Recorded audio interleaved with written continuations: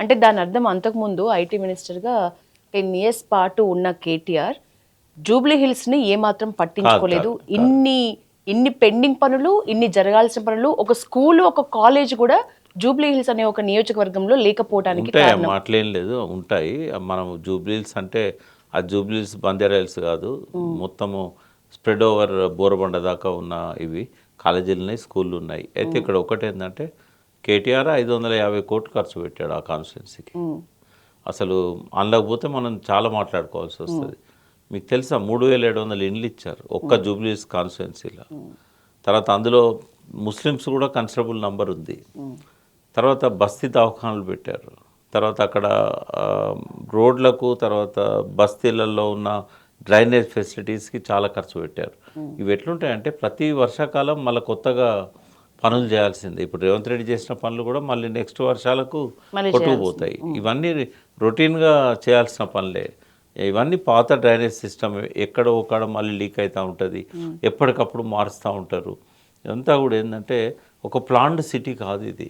ఇదంతా కూడా ఇష్టం వచ్చినట్టుగా గుడిసెలు వేసుకొని అడ్డదిడ్డంగా రోడ్లు, ఎక్కడ ఎవరిని ఇష్టమైతే వాడు అక్కడ తవ్వుతాడు, ఇట్లాంటివన్నీ జరిగినాయి. కాబట్టి ఈ రేవంత్ రెడ్డి 60 కోట్లు ఖర్చు పెట్టాడంటే కేటీఆర్ ఏం చేయలేదు అనేది కాదు. అక్కడ కేటీఆర్ చేసిన దానిలో 10% కాదు ఇది. అంటే రేవంత్ రెడ్డి ప్లానింగ్ ఏంటంటే ఎలక్షన్ వస్తుంది అని అంటే అప్పుడు టేకప్ చేశాడని చెప్తున్నాను. అంటే ఇది ఎక్కడైనా జరుగుతుంది. ఇక రాబోయే రోజుల్లో ఎక్కడ ఎలక్షన్ వచ్చినా కూడా ఫస్ట్ ఎలక్షన్ వస్తుందని తెలియగానే పనులు మొదలవుతాయి. సెకండ్ పాయింట్ ఏంటంటే ఐడెంటిఫై చేయడం ముస్లిం బస్తీలను, ముస్లిం ఓటర్స్ను, వీళ్ళందరినీ. తర్వాత బయట జిల్లాల నుంచి తీసుకొచ్చి మనకు దొరికిన 24,000 ఓట్లు దొంగోట్లు. బట్ ఇంకెన్ని వేల ఓట్లు చేర్పించారో మనకు తెలియదు. చాలా మెటిక్యులస్గా ప్లాన్ చేసి ఏం చేశాడంటే ముస్లింల పేర్లు, హిందువుల పేర్లు ఎక్కడెక్కడి నుంచో తీసుకొచ్చేసి ఇలా పెట్టేశాడు. ఆయన కూడా నేను అనుకుంటా ఫలానా పేరు వేరే కాడు ఉంది అనేది కాకుండా ఎట్లా వీలైతే అట్లా పేర్లు పెట్టారు. అంటే కాంగ్రెస్ కార్యకర్తలను ఎక్కడెక్కడి నుంచి ఆయన డాటా తెప్పించేసి వాళ్ళు వచ్చి ఓటేయరు, వాళ్ళ బదులు వేరే వాళ్ళు వచ్చి ఓటేస్తారు. కొన్ని పేర్లు పంపండి అంటే వాళ్ళు పేర్లు పంపారు. బాగా నమోదు చేయించారు ఎలక్షన్ కమిషన్ రికార్డులో. నేను అనుకుంటా ఒక 30,000 ఓట్లైనా దొంగ ఓట్లు నమోదు చేశారు. 24,000 ఓట్లు కేటీఆర్ బయట పెట్టాడు. ఇంకో 12,000 ఓట్లు తీసేశారు. వాళ్ళు ఎంతమంది బతికుండి ఓట్లు లేకుండా పోయారో తెలియదు. తర్వాత వీటి మీద ఏ కంప్లైంట్ చేసినా పట్టించుకోకుండా ఎలక్షన్ కమిషన్ను కట్టుదిట్టం చేశాడు త్రూ ఢిల్లీ నుంచి, మోడీ ద్వారా.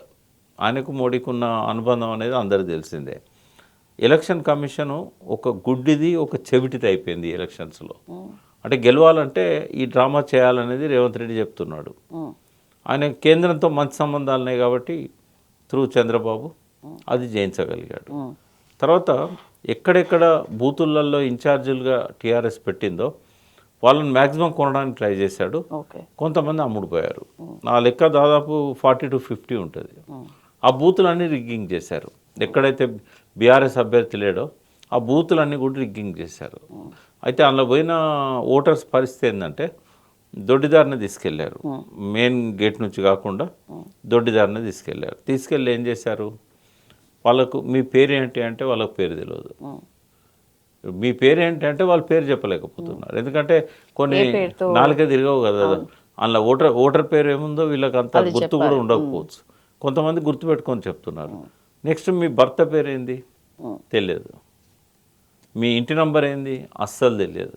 ఇవన్నీ కనబడ్డాయి. అంటే లోపలికి కెమెరాస్ అలౌ చేయలేదు, అక్కడున్న వాళ్ళు చెప్తున్నది. తర్వాత మీటింగ్లు పెట్టే హాళ్ళు ఉంటాయి కదా ఎలక్షన్ కోసం, అక్కడక్కడ వాళ్ళ క్యాంప్ ఆఫీసులు 100ల సంఖ్యలో తెచ్చి అక్కడ స్టాక్ పెట్టారు వాళ్ళని. ఫిర్యాదు చేస్తే పోలీసులు పట్టించుకోరు, ఎలక్షన్ కమిషన్ పట్టించుకోదు. ఇదంతా ఒక ఎత్తు. అంటే దాదాపుగా ఈ దొంగోట్ల తతంగం అయితే బాగా జరిగింది. సెకండ్ ఏంటంటే మనకు చాలా విషయాలను ఆర్ఎస్ ప్రవీణ్ కుమార్ కూడా ఆయనకు ఎదురైన సంఘటనలు అని చెప్పాడు. విజిల్ అనే ఏదో యాప్ ఉందట ఎలక్షన్ కమిషన్ది. ఆ యాప్ 2 రోజులు పనిచేయలేదు, లాస్ట్ 2 days. ఆ పర్పస్ ఏంటంటే ఎక్కడైనా రిగ్గింగ్ జరిగిన, ఎలక్షన్ కమిషన్ నియమాలను ఉల్లంఘించిన ఫోటో తీసి అప్లోడ్ చేయాలి యాప్లో, ఎక్కడుంది ప్లేస్ అవన్నీ కూడా. అయితే ముందు రోజే పోయి చెప్పారు ఇది పనిచేస్తలేదు, రేపు క్రూషియల్ ఇది, మీరు రిపేర్ చేయించండి అంటే ఆయన మా చేతిలో లేదు, ఎలక్షన్ కమిషన్ ఆఫ్ ఇండియా చేతిలో ఉంది, మేమేం చేయలేమని ఎలక్షన్ అబ్జర్వర్, తర్వాత ఇక్కడ ఉన్న ఎలక్షన్ ఆఫీసర్ వాళ్ళు చెప్పింది అది. ఓకే. అంటే ఉద్దేశపూర్వకంగా ఆ 2 రోజులు యాప్ పనిచేయలేదు.